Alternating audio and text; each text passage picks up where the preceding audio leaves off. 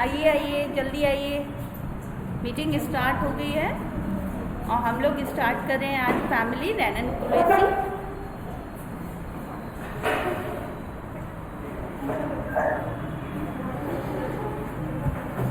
जल्दी से सेटल हो जाइए, जल्दी कॉपीज निकालिए और अपने मोबाइल्स निकालिए।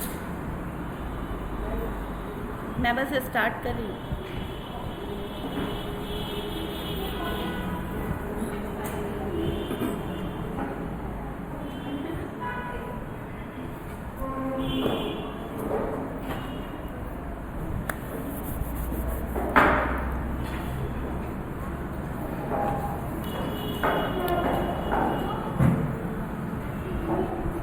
Hello, good morning everyone.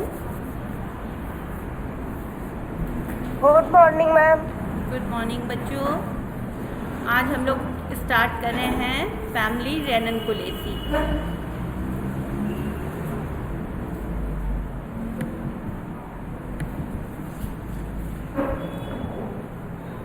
Okay, तो फैमिली रैनन कुलेसी का क्लासिफिकेशन कुछ इस तरीके से है। डाइकोटिलिडन्स, पॉलीपेटाली, थैलेमीफ्लोरी, रैनेल्स, रैनन कुलेसी।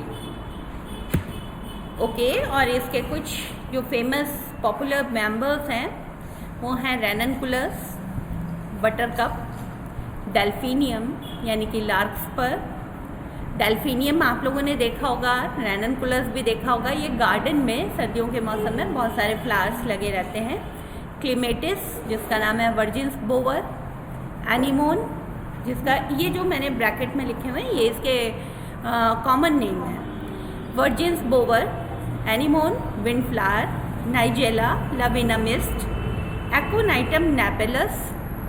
एकोनाइटम बाकी जो ऊपर जितने भी मेंबर्स मैंने लिखे हैं वो सारे के सारे फ्लावर्स के लिए फेमस हैं और यानी कि ऑर्नामेंटल प्लांट्स हैं, उनके फ्लावर्स को हम लोग देखते हैं अधिकतर। लेकिन एकोनाइटम नेपेलस एक मेडिसिन की तरीके से यूज़ किया जाता है। होम्योपैथिक में एक मेडिसिन भी आती है एकोनाइटम, जो कि जॉइंट पेन, आर्थराइटिस वगैरह में काम आती है। एक और इसका मेंबर है जो कि हम लोग यूज़ करते हैं, नाइजेला सटाइवा यानी कि काला ज़ीरा।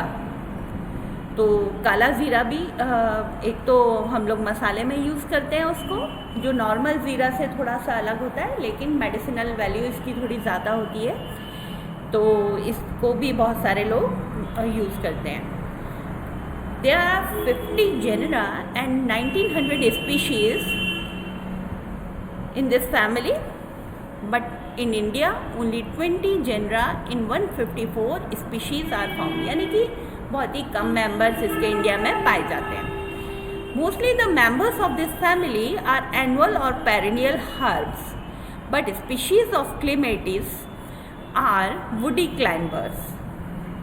The perennial species develop rhizomes and tuberous roots. इसमें कुछ चीज़ ऐसी है जो आप लोग को समझ में ना आई हो। इसमें आई थिंक कि सब कुछ समझ में आ गया होगा, कोई भी टर्म नई नहीं है। लास्ट वाले पॉइंट में लिखा हुआ है they develop rhizomes and tuberous roots, यानी कि फूड स्टोर करती हैं इनकी रूट्स और स्वोलन अप हो जाती हैं। राइजोम्स माने स्टेम स्वोलन अप हो जाता है और ट्यूबरस रूट्स यानी कि रूट्स फूड को स्टोर करती है। The vascular bundles in stem of actaea and thalictrum are scattered like monocots. Monocots और डाइकॉट्स में जो स्टेम में मेन डिफरेंस होता है वो होता है वेस्कुलर बंडल्स के डिस्ट्रीब्यूशन का। जितने भी डाइकॉट्स हैं उन सब में वेस्कुलर बंडल्स रिंग में अरेंज्ड होते हैं, जबकि मोनोकॉट्स में स्कैटर्ड होते हैं। ठीक है, तो इसके जो मेंबर्स हैं एक्टिया और थैलिक्ट्रम, इनमें स्कैटर्ड वेस्कुलर बंडल्स मिलते हैं। The leaves show variations as alternate, opposite, entire, pinnately compound, submerged, finely dissected, modified into tendrils. Opposite आप लोग समझते हैं, ऑल्टरनेट आप लोग समझते हैं, अपोजिट, एंटायर। मुझे बताइएगा जिस टर्म का मीनिंग नहीं आता होगा आप लोग को वो मैं एक्सप्लेन करूँगी। अपोजिट, एंटायर यानी कि किनारे उसके कटे फटे नहीं होते बहुत बार। पिनेटली कंपाउंड यानी कि कंपाउंड लीफ होती है, उसमें छोटे छोटे पिन्ना लगे होते हैं। सबमर्ज्ड फाइनली डिसेक्टेड यानी कि पानी में डूबे हुए कुछ इसके मेंबर्स होते हैं, तो उनकी लीव्स क्या होती हैं, फाइनली डिसेक्टेड होती हैं, ताकि वो पानी के बहाव में अड़चन ना पैदा करें, इसलिए वो फाइनली यानी कि पतले पतले उसमें डिसेक्टेड होती हैं। Modified into tendrils. टेंड्रिल्स आप लोग समझते हैं, ऐसे कॉइल्ड जो स्प्रिंग के फॉर्म में होता है, जो कि सपोर्ट देता है आगे बढ़ने के लिए अगर उसका स्टेम वीक है तो बेटा और कुछ कुछ मेंबर्स होते हैं जिसमें कि हीटेरोफिली भी देखने को मिली है इस जीनस में। हीटेरोफिली का मतलब आप लोग समझते हैं ना, हीटेरोफिली का मतलब है दो तरीके की लीव्स पाई जाती हैं। जैसे जो सबमर्ज्ड इसके मेंबर्स हैं उसमें सबमर्ज्ड डिसेक्टेड लीव्स भी मिलेंगी और कुछ फ्लोटिंग कंप्लीट लीव्स भी मिलेंगी। Alternately in ranunculus and delphinium, alternate in ranunculus and delphinium or opposite in clematis with sheathing and exstipulate leaf bases।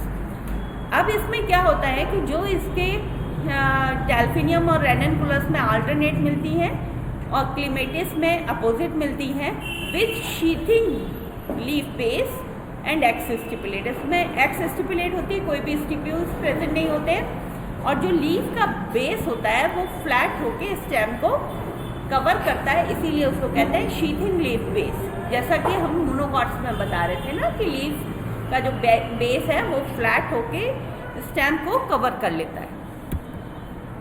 अब इन्फ्लोरेसेंस एंड फ्लावर कैसा होता है? Inflorescence is variable, solitary and terminal, anemone and nigella. Excuse me, एक important phone हो सकता है, 1 minute. हाँ बेटा क्लास में हूँ। हाँ कौन सी?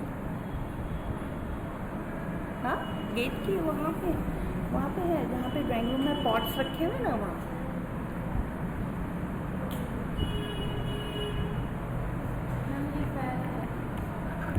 फैलता ही है मेरा ये जो है ना कैलकटा वाला कुछ सिंदूर है, ये फैलता है बहुत ज़्यादा। मैं ज़रा सा लगाती हूँ उसमें वो फैलना स्टार्ट हो जाता है, पर वो मुझे अच्छा लगता है ना। अभी मैं थोड़ी देर में इसको ठीक कर लूँगी।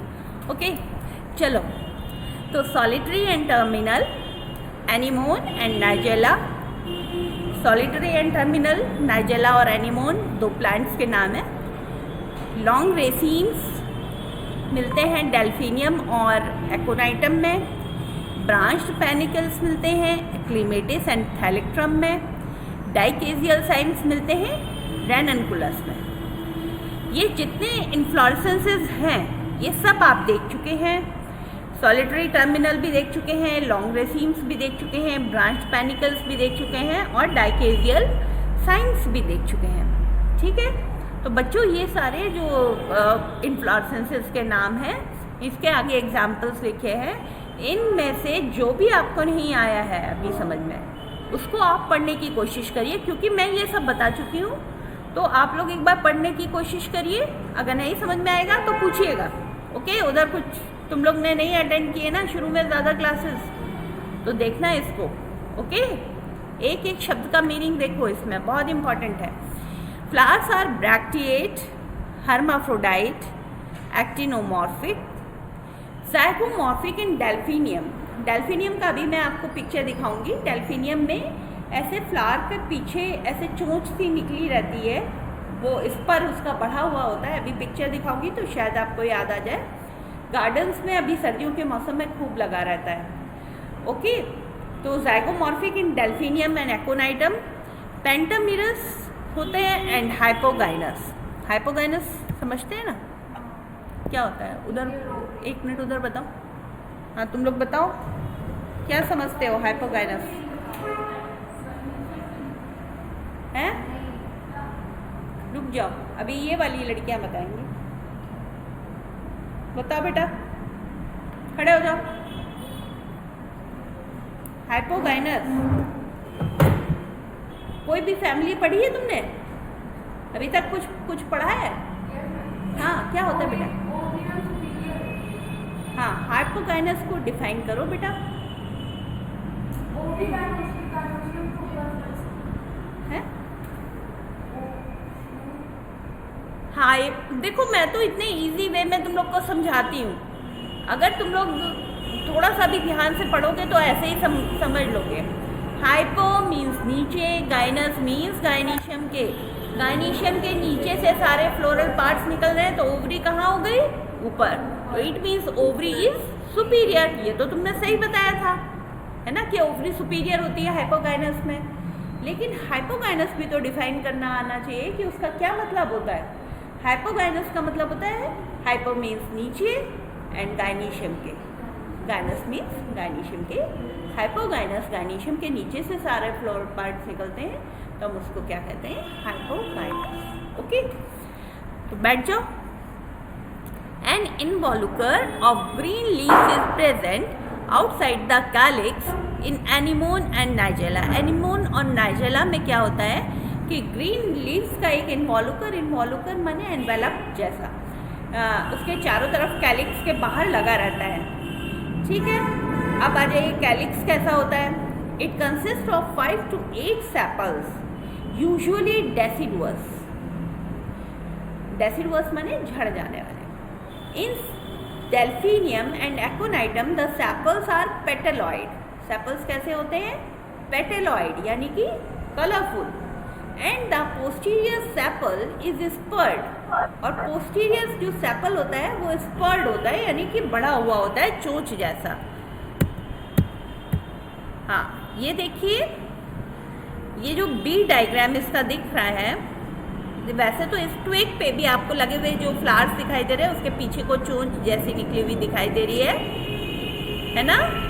ये डेल्फिनियम का फ्लावर है, ये देखिए पीछे को चोंच जैसी निकली हुई है, ये इसका फ्लावर है बेटा। ओके, तो ये ऐसी जो चोंच जैसी निकली हुई है, तो इसकी वजह से ये फ्लावर कैसा होगा? एक्टिनोमॉर्फिक होगा कि ज़ाइगोमॉर्फिक होगा?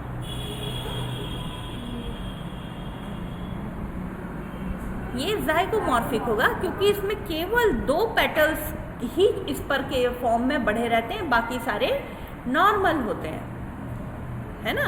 तो ज़ाइगोमॉर्फिक का क्या मतलब होता है आप लोग को पता है? आप ये ज़ाइगोमॉर्फिक क्या होता है?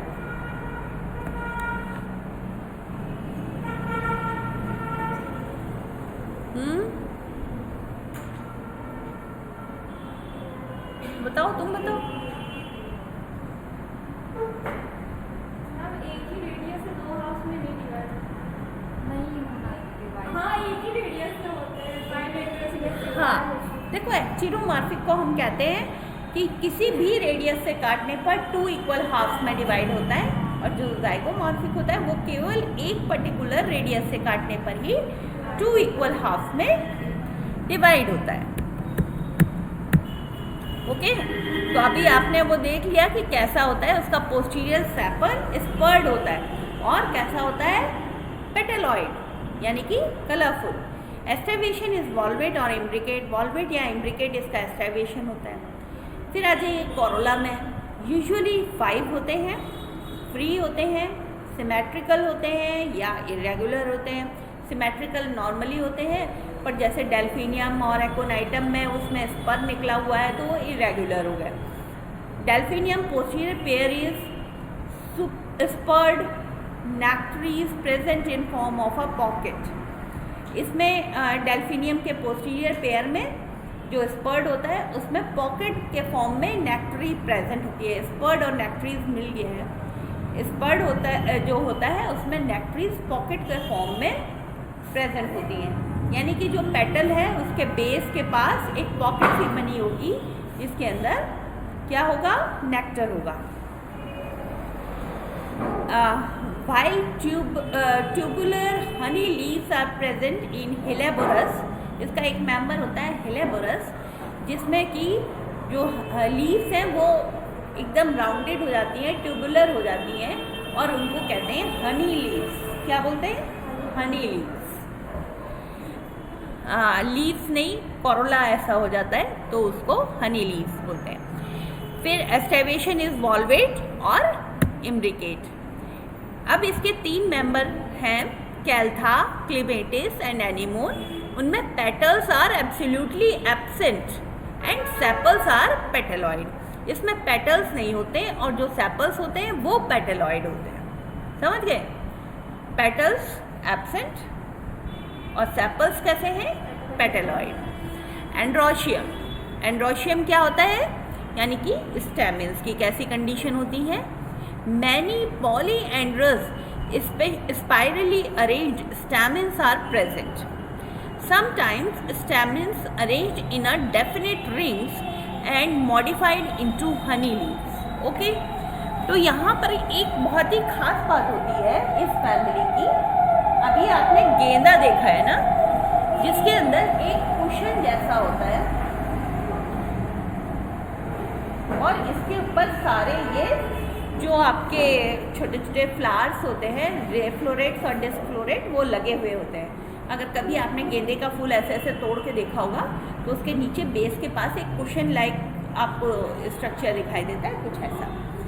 लेकिन इसमें ये जो स्ट्रक्चर होता है ये कुछ ऐसा उभरा हुआ होता है और जो इसमें स्टेमन्स लगते हैं वो स्पाइरली अरेंज ऐसे गोलाई में स्पाइरल फॉर्म में लगे होते हैं। आज भाई लेट कैसे हो गए?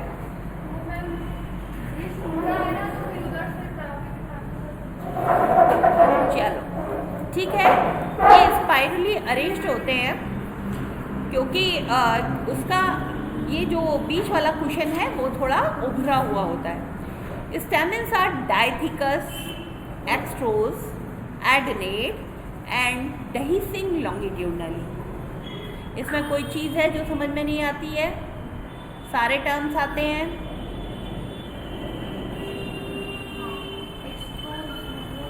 एक्स्ट्रोस माने जो स्टेमन्स हैं, एंथर्स हैं, वो बाहर को ऐसे घूमे हुए होते हैं, जो बाहर की ओर को खुलेंगे। इंट्रोस यानी अंदर की ओर को खुलेंगे। कोई भी फ्लावर के सारे जो पार्ट्स होते हैं वो वर्ल के फॉर्म में लगे रहते हैं, गोलाकार फॉर्म में। सेंट्रली लोकेटेड उसका गाइनीशियम होता है, फीमेल पार्ट। उसके चारों तरफ एंड्रोशियम लगे हैं यानी स्टेमन्स लगे हैं। अब स्टेमन्स के दो पार्ट्स हैं, एंथर एंड फिलामेंट। अगर एंथर का मुंह बाहर की तरफ होता है, फ्लावर के बाहर की तरफ को होता है, पेरिफेरी की तरफ को होता है, तो हम उसको एक्स्ट्रोस कहते हैं। और अगर उसका मुंह, जो एंथर्स हैं उनका मुंह ऐसे घूमा हुआ होता है अंदर की साइड, गाइनीशियम की साइड, तो हम उसको इंट्रोस कहते हैं। ओके, तो एक्स्ट्रोस इंट्रोस समझ गए? चलिए, अब dehiscing longitudinally, जब ये ओपन होता है तो लॉन्गिट्यूडनल स्लिट से ओपन होता है। फिलामेंट्स आर ब्यूटीफुली कलर्ड इन थैलेक्ट्रम। थैलेक्ट्रम नाम का एक फ्लावर होता है जिसमें कि जो फिलामेंट्स हैं वो बहुत ही कलरफुल होते हैं। अब आ जाइए गाइनीशियम। गाइनीशियम कैसा होता है? ये पूरा पेज ही गाइनीशियम का है, बस हेडिंग डालना भूल गई। Gynoecium consist of numerous free carpels. हाँ,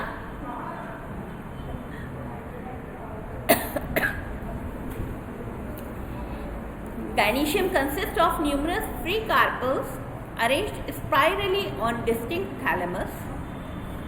ये जो उसका थैलेमस है इसके ऊपर स्पाइरली अरेंज होते हैं।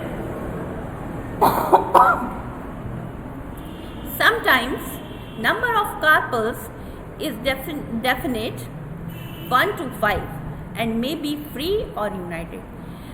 वैसे तो न्यूमरस होते हैं पर कभी कभी किसी किसी फ्लावर्स में आपको वो डिस्टिंक्ट नंबर देखने को मिलता है और वो 1 to 5 होते हैं और कभी कभी ये फ्री होते हैं और किसी किसी फ्लावर में यूनाइटेड होते हैं। उसके बहुत सारे एग्जाम्पल्स हैं, तो सारे एग्जाम्पल्स आपको बताऊंगी तो आप लोग याद नहीं करेंगे, उतना एक कन्फ्यूजन वाला हो जाता है। तो आप इसके वेरिएशंस याद करिए कि इसमें क्या क्या हो सकते हैं और जो स्पेसिफिक मेंबर्स हैं उनके मैं विद नेम आपको बता रही हूँ।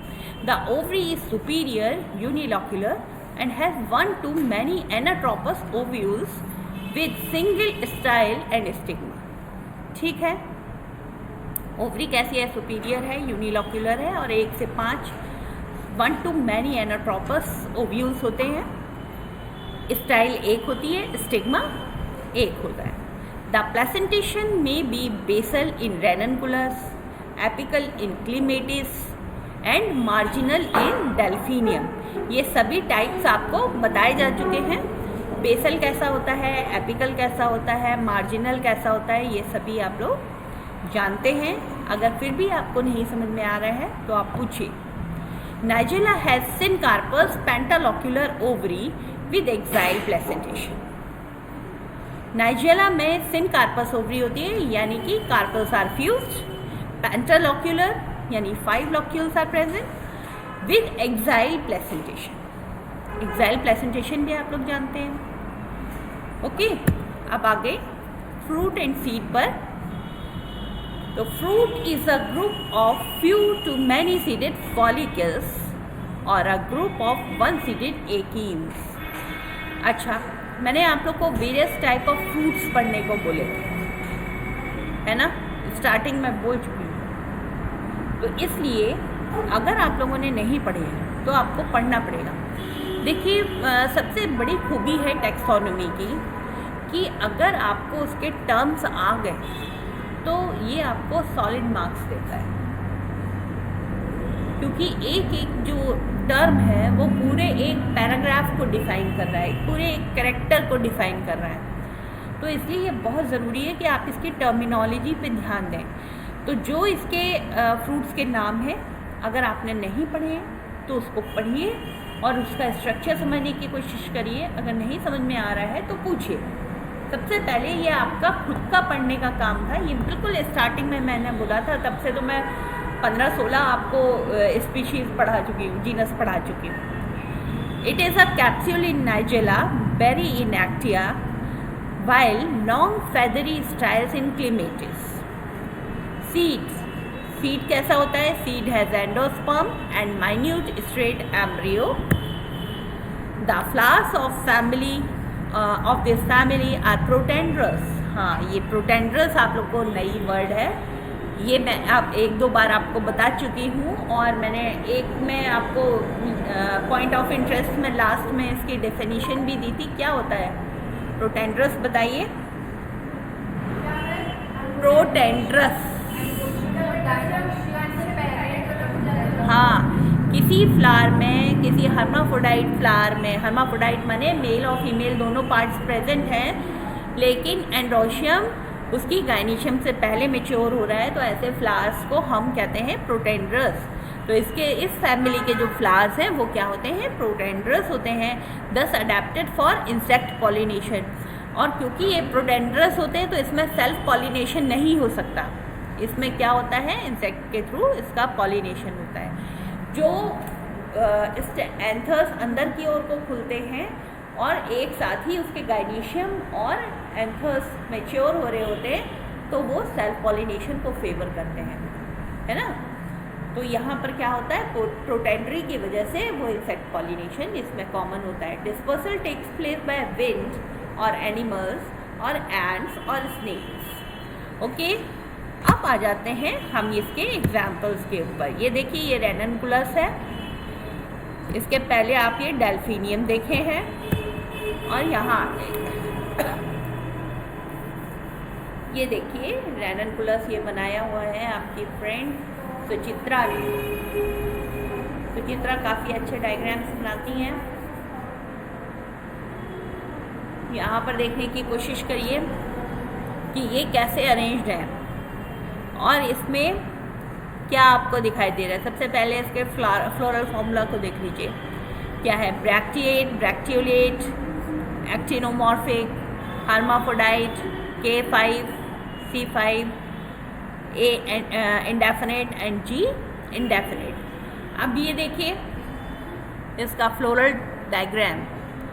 ये जो दोनों साइड में है ये ब्रैक्ट्स एंड ब्रैक्टियोलेट्स आपको दिखाई दे रहे हैं। फिर उसके बाद ये कौन सा एस्टाइवेशन लगाया हुआ है इसने? हैं? देख नहीं पा रहे हो क्या? मतलब अच्छा, तीनों का नेट नहीं चल रहा है। ओके, जो लोग देख पा रहे हैं वो लोग बताइए।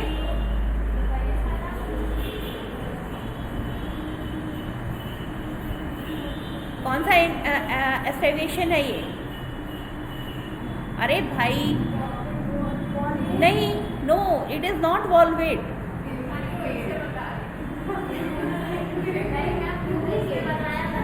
इम्ब्रिकेट है। देखिए इसमें एक जो स्ट्रक्चर ब्रैकेट जैसा दिखाई दे रहा है, देख रहे हैं आप, दोनों साइड्स में ये एक ब्रैकेट जैसा फॉर्म्ड है, फिर एक ऊपर से लगा हुआ है और दो यहाँ नीचे ऑल्टरनेट में लगे हैं। ये ब्रैकेट जैसा स्ट्रक्चर आते ही आप समझ जाए कीजिए कि ये क्या है, इम्ब्रिकेट, उसको भूलिए मत। और दूसरा इसमें पेटल्स में भी इन्होंने इम्ब्रिकेट दिखाया है। फिर उसके बाद इसमें देखिए a number of stamens are present, और जो नंबर ऑफ स्टैमेंस हैं इसको आपको बनाते समय ही डॉट डॉट डॉट करके इस तरीके का स्ट्रक्चर बना लेना पड़ेगा।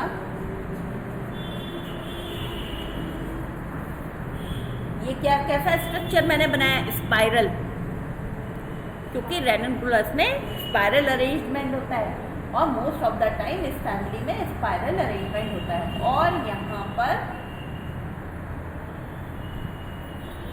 गायनीशियम, ठीक, गायनीशियम में अगेन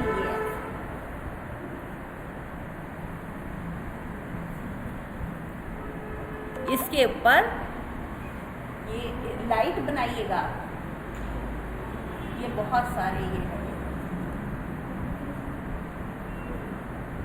बहुत सारे कार्पेल्स लगे, ठीक है।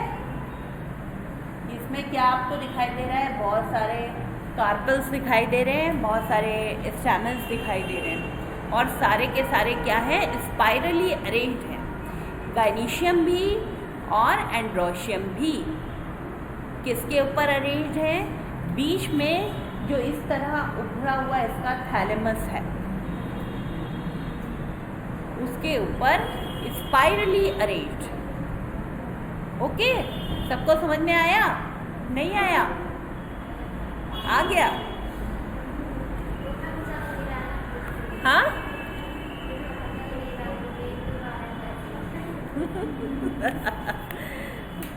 चलो अभी तो ख़त्म हो गया बेटा, अगर बाकी होता तो मैं अपना फ़ोन दे देती, उसी से देख लेती, लेकिन अभी तुम लोग रिकॉर्डिंग में देखना है इसको अब। ओके, और ओके, थैंक यू।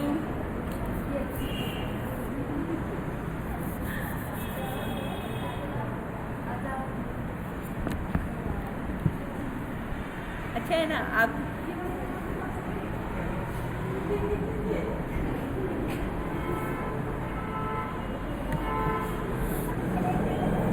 चलिए भाई, आप लोग की अटेंडेंस लेनी है, लेकिन अवधेश भाई आए नहीं हैं, इसलिए हम इस पर लेते हैं आपकी अटेंडेंस, और आपके एडमिशन नंबर से लेते हैं। एडमिशन नंबर बोलते जाइएगा। 1 present ma'am. 2 3 present ma'am. 3 4 5 yes ma'am.